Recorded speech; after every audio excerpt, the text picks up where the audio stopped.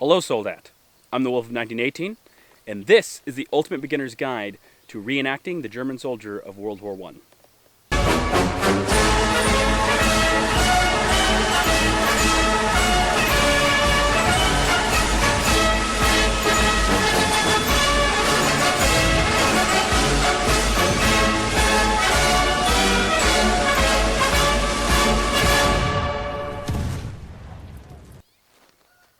One of the most common questions I get asked while reenacting or in my uniform, in my impression, is where do you get started? How do you get started with this hobby? Where do you go to buy these things? These are some of the most common questions next to, aren't you hot in all that wool? And my typical answers list the websites and are very basic answers that I was given when I started.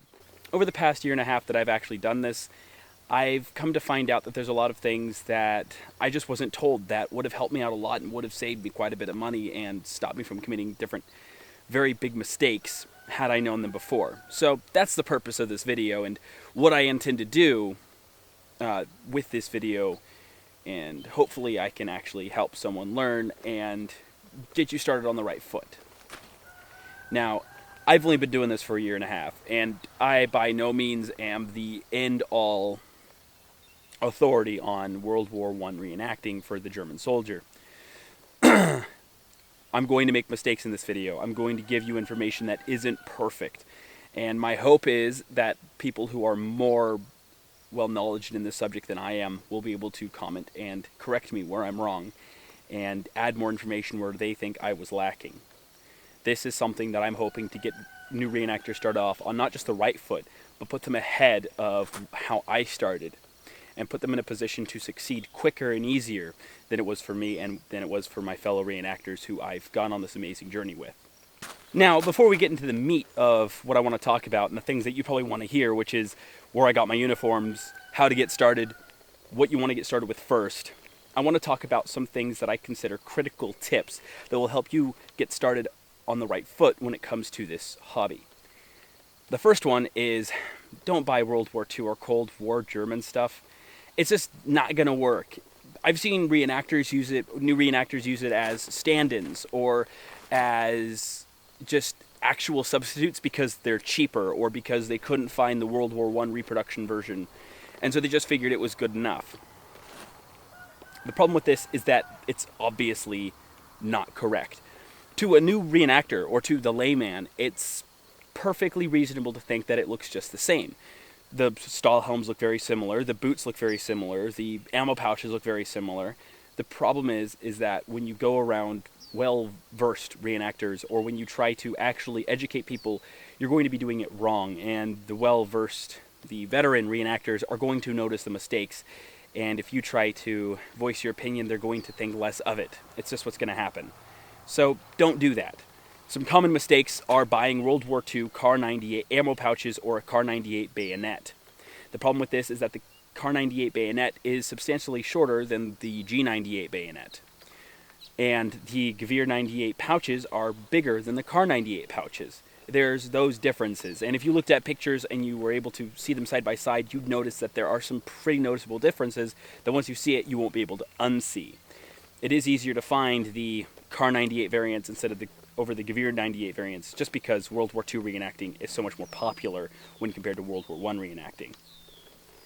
The other thing I see a lot of people do is going off and wearing Cold War era boots, specifically the Marschstiefel. I'm going to butcher the name. I haven't said it a lot, so I apologize in advance. Any words I say that are English, I'm not going to say right. They wear Cold War Marschstiefel, usually East German. These are the jack boots, and what I'm wearing now on my shoe. You probably can't see it, unfortunately.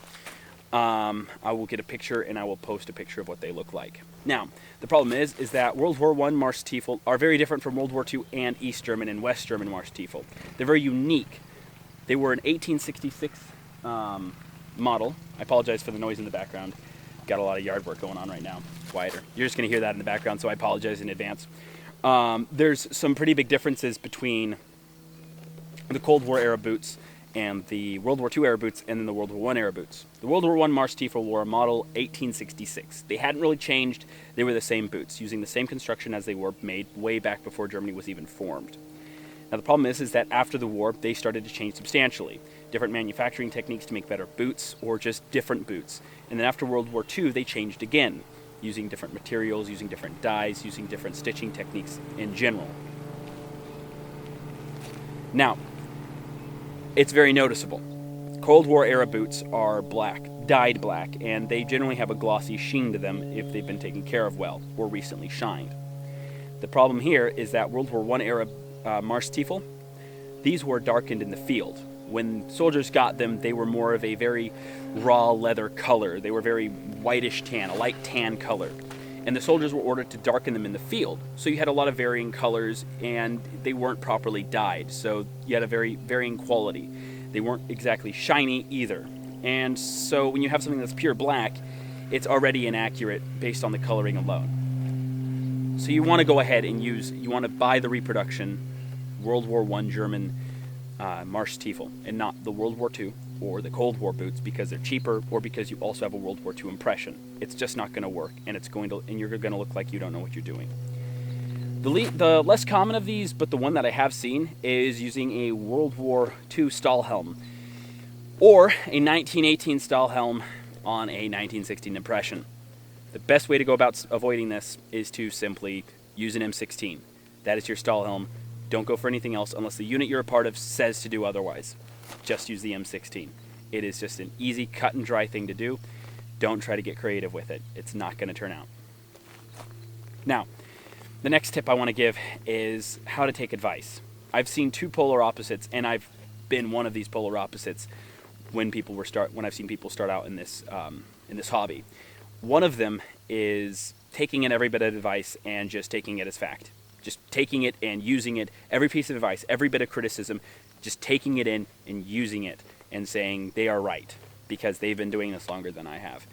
The other end of the spectrum is avoiding all advice and saying that, and just basically not taking any advice, not taking any criticism, shunning everyone who gives it out to you. Now, the latter of these two, it's obvious why that's bad. You want to take advice, you want to go off and listen to all advice. All criticism is valid. They're criticizing your impression. They're giving you advice on your impression because they think you can improve. That's the baseline meat of it. They think you can improve, so that's why they're giving you that advice. That's why they're critiquing your impression. But double check with other people. Double check with the people that you trust, that you know as more of the authorities in this hobby, that know what they're doing, that have a ton of experience, and that have seen everything. Don't take in every bit of advice and every bit of criticism as solid fact. Double check with people. Make sure what they're saying is right. But always take the advice and always look into it, because they're giving you that advice, they're giving you that critique because they think they can help you improve your uniform. And it is coming from a point of them wanting to help you improve your uniform and your impression so that they can improve the hobby as a whole. Now, the big issue that I do see a lot of new reenactors get into, and even old reenactors, is the problem of reenacting historical exceptions. This is a big issue because when you reenact, the main goal is to help educate other people as to what it was like to be a soldier back in the First World War, what the German soldier looked like and what the Entente was facing. This is a critical part. You want to look like the typical German soldier, and it is on us as reenactors to portray history in the correct light. If you try to justify having a camouflaged gas mask canister because you have two pictures that you've been able to find of a specific regiment that you don't reenact having camouflaged gas mask canisters, that's a historical exception, and you should not have that as part of your impression.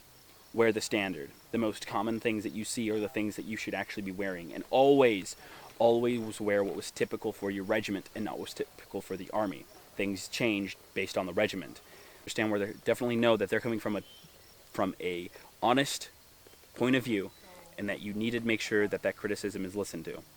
Now, if you're trying to do something like Battlefield 1, or your goal is to literally reenact the historical exceptions because you think it's cool, when someone asks you about your impression, make sure you mention that. Make sure you make it clear that that is the historical exception. That was not typical of the German soldier. It was not typical to find a German soldier with a Gewehr 98 and a Luger holster and a saber and a bayonet. That's just not going to happen. But if you want to wear that because you think it looks cool, fair enough. Go for it. Just make sure people know that what you're wearing is a historical exception, if not plain farb.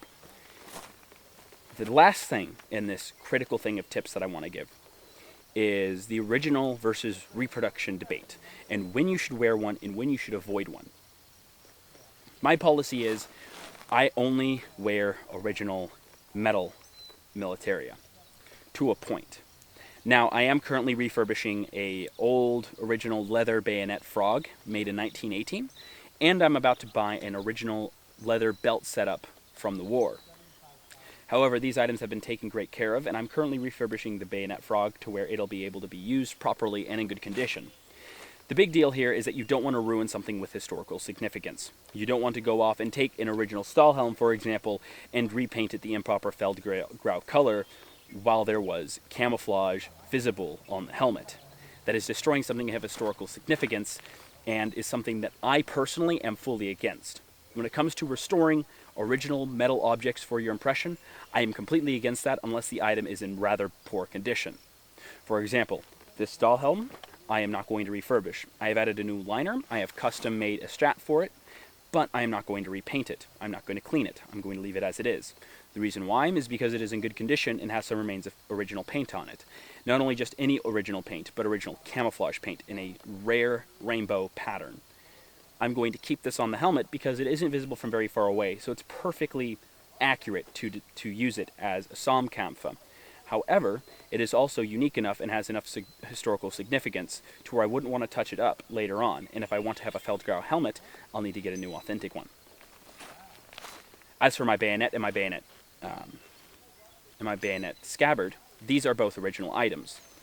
However, I am not going to repaint my bayonet scabbard a black color because it has most of the coloring there, and I like the color of it anyway. It's just got a very nice coloring to it, and it doesn't hurt my impression if it's not perfectly painted black.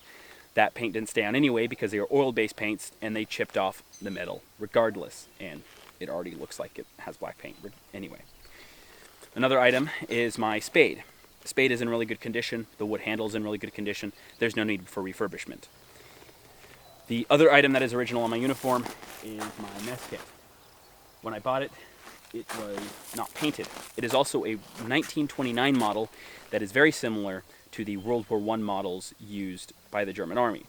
I repainted it with a black oil-based paint, and have allowed it to be chipped off to give it some look of wear. I've also used it to eat out of during campouts, and it's been a joy to use. So when it comes to using original items, only use what you know you can refurbish properly, or leave as is and use on your impression. Do not go through the process of refurbishing something without the proper knowledge. Otherwise you might ruin it and destroy something of historical significance. Now, that is all I wanted to talk about with critical tips. If you're a well-seasoned reenactor and you want to add something, you want to correct me, or you want to go off and just, add on to what I've already said, feel free to do so in the comments because honestly, I personally need to learn more, and it'd be great to see some further discussion down there in order to help new reenactors get off on the right foot instead of stumbling around for their first few months until they finally get the correct impression. Now, I don't know how long this part has been, and I might be splitting up the series into multiple parts, so if you're actually seeing this, then it has been split up into multiple parts, and you'll see the next bit of information in part 2, in which I will go over my uniform and my equipment and where I got all my items and where you can get your items. Thank you for watching this episode, and I'll catch you in the next one.